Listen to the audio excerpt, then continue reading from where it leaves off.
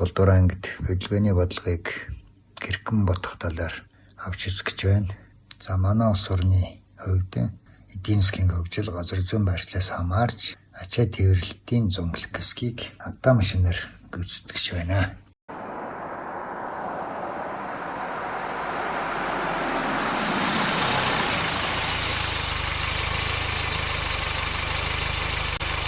Хоёр хотын хоорондох 160 км зайг 4 цагт туулдаг автомашины хурдыг гэрхэн тооцоолж байгааг авч үзье. Энэхүү бичлэгийг сайтар ойлгоно үзээд аав ээж, ах дүү, найз нөхд, багш нартайгаа санал бодлоо солилцсон дэвтэр дээрээ цэвэр нямба тэмдэглэж аваарай.